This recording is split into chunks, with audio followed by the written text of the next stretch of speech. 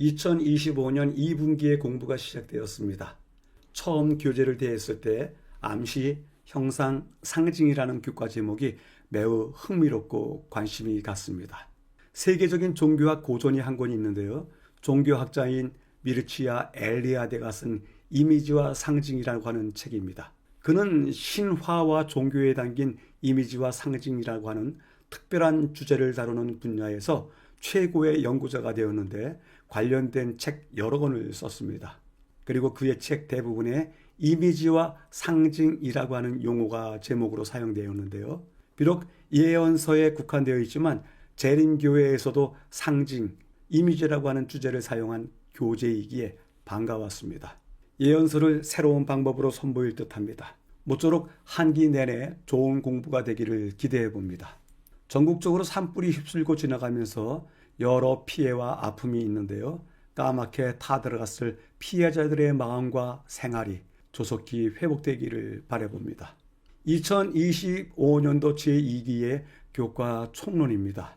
네 곳의 이야기를 살펴볼 텐데요. 첫 번째 부분에서는 지난 수십 년 동안 예언을 다룬 많은 책들과 기사와 동영상 그리고 웹사이트들이 있었는데 그들은 기한 설정이나 중동 전쟁 그리고 소동을 중심으로 해서 마지막 사건들을 포함한 예언 해석을 내놓았습니다. 그렇지만 제7일 안식일 예수 재림교는 다른 접근법을 택했습니다. 즉 그리스도 중심의 접근 방식을 취하면서 그리스도와 사탄 사이의 대쟁투라는 관점에서 예언을 바라보았습니다. 마지막 날의 예언을 이해하는 데 있어서 핵심 요소는 다니엘서 2장인데요.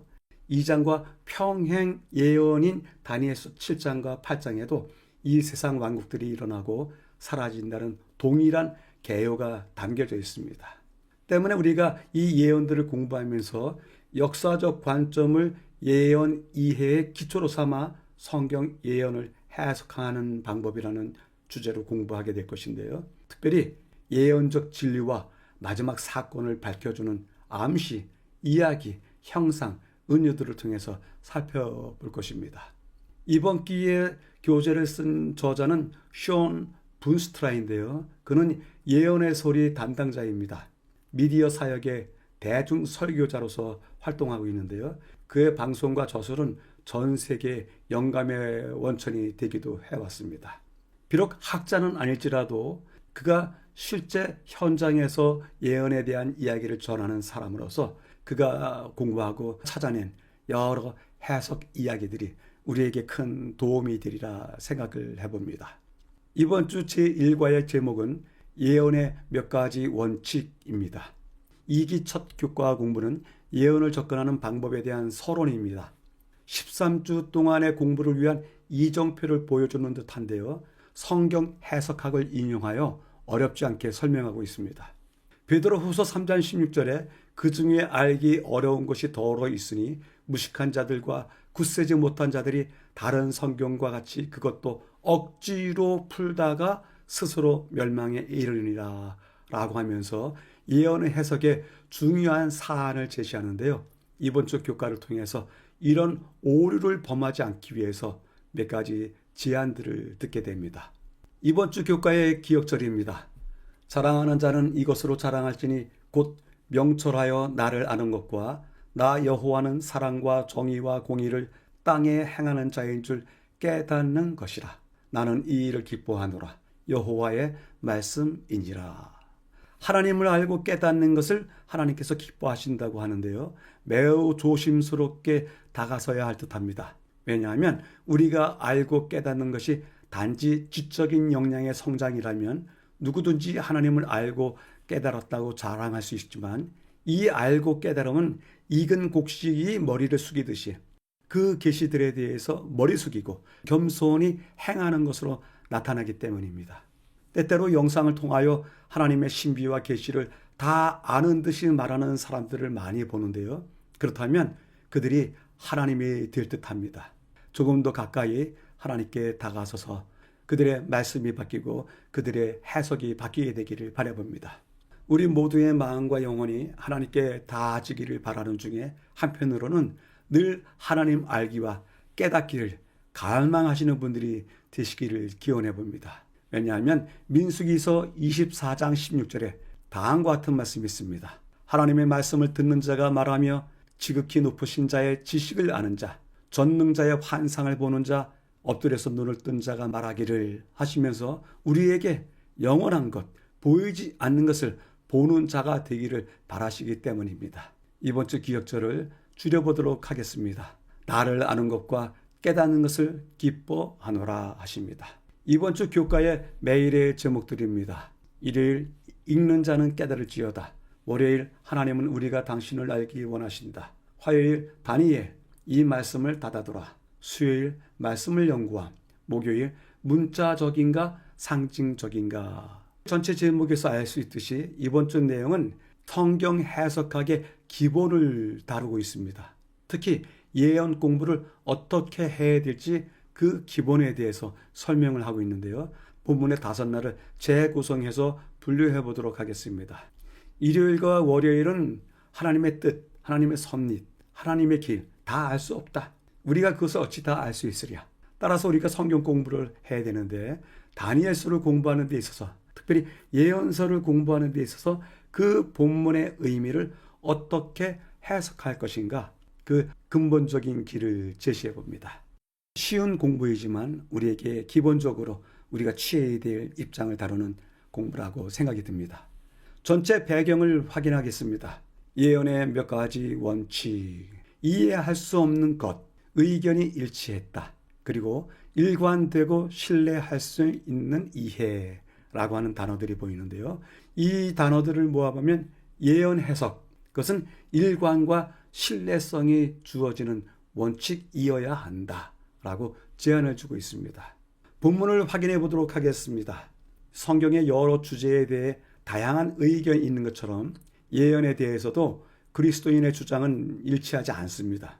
종종 다른 사람에게 성경 예언을 연구하는 것은 시간 낭비에 불과하다고 생각토록 하기도 합니다. 왜냐하면 일치하지 않으니까요. 그리스도인들이 예언의 세세한 부분에까지 서로 다투고 있다면 그것을 얼마나 신뢰할 수 있느냐는 의문이 생길 것입니다. 그런데 안타깝게도 많은 신자들조차도 요한계시록과 같은 성경의 어떤 책은 정말로 이해할 수 없는 것이라고 생각하기 시작했습니다. 가운데 부분이요. 때로는 예언을 연구하는 것이 문제를 해결하기보다는 더 많은 문제를 일으킨다고 생각하는 목회자의 권면까지 더해져 그들은 예언서를 읽는 대신에 피하기까지 합니다. 그러나 언제나 그랬던 것은 아닙니다. 기독교 역사의 초기 1800여 년 동안 대부분의 기독교인들은 예언을 잘 받아들이고 예언의 핵심 기별이 무엇인지에 대해 놀라울 정도로 의견이 일치했습니다. 마지막 부분은 다음과 같은 이야기를 합니다. 다음 구절이 바로 하나님께서 의도하신 바이다 하면서 성경 말씀을 제시하는데요. 형제들아, 내가 우리 주 예수 그리스도의 이름으로 너희를 권하노니 모두가 같은 말을 하고 너희 가운데 분쟁이 없이 같은 마음과 같은 뜻으로 온전히 합하라 라고 전하고 있습니다.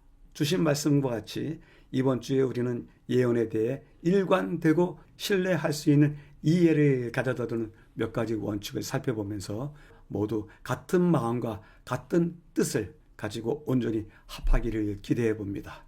전체 배경을 요약해 보도록 하겠습니다. 예언의 몇 가지 원칙이라고 하는 제목으로 살펴봤는데요.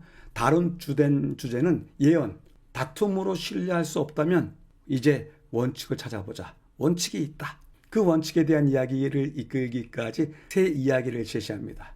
예언 해석의 불일치로 인해서 신뢰에 문제가 생겼다. 그래서 지금은 예언서 읽기를 기피하기도 한다. 그렇지만 신약시대의 1800년간은 예언에 대해서 많은 사람들이 의견을 일치해왔다. 그럼에도 불구하고 현재는 그렇지 못하다.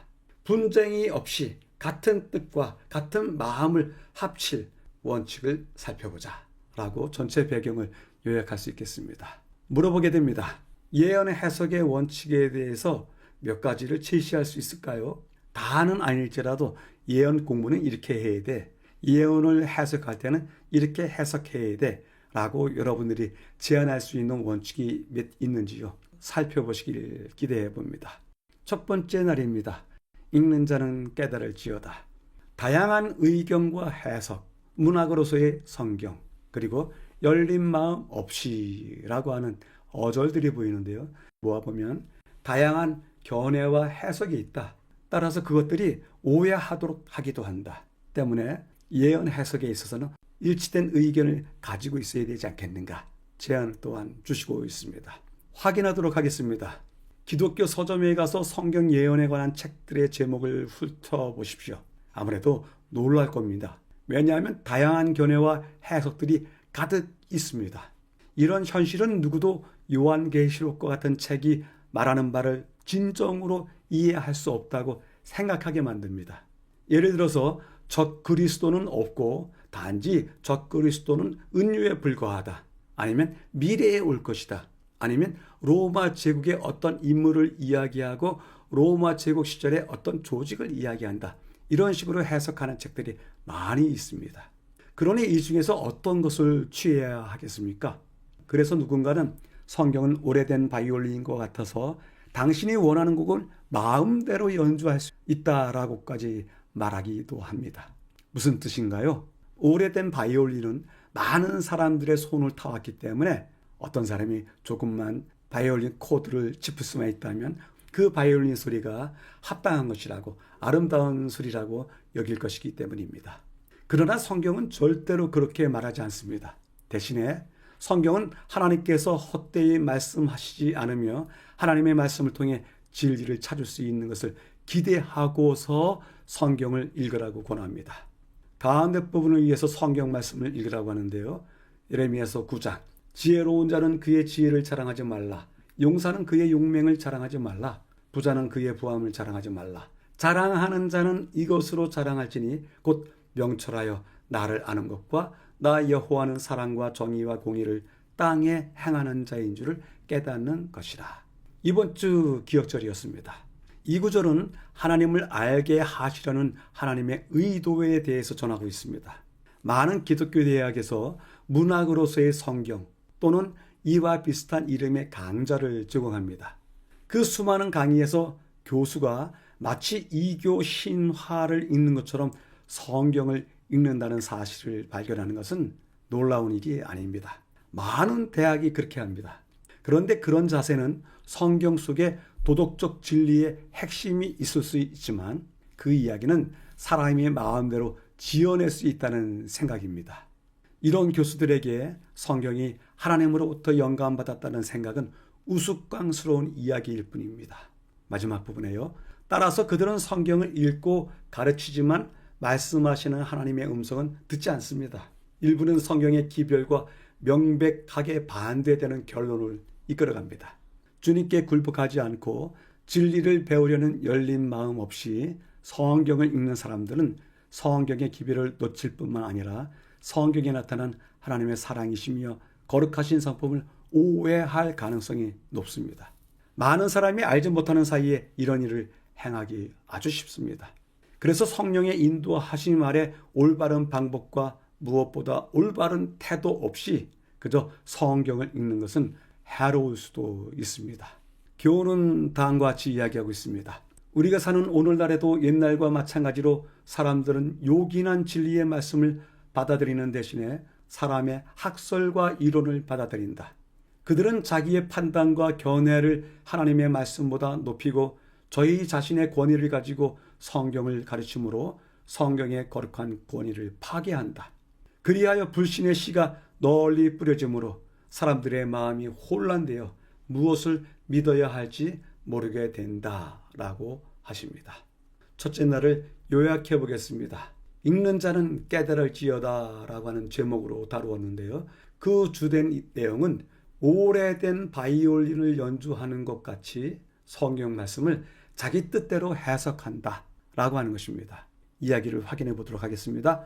다양한 견해 있고 해석이 있다 때문에 예언서들을 어떻게 이해해야 될지 그 진정성, 그 참됨을 이해할 수 없다. 성경을 가르치는 어떤 교수들에게 성경이 영감받았다라고 이야기한다는 것, 그들이 우스꽝스럽게 여길 수도 있다. 결국 중요한 것인데요. 열린 마음 없이 성경을 읽는다면 오해할 뿐이다 라고 요약할 수 있습니다. 질문해 봅니다. 다니엘서와 요한계시록을 대할 때 무엇을 얻고자 하십니까? 기본적인 질문을 던져보고 또 그 대답을 해보게 되시길 기대해 봅니다.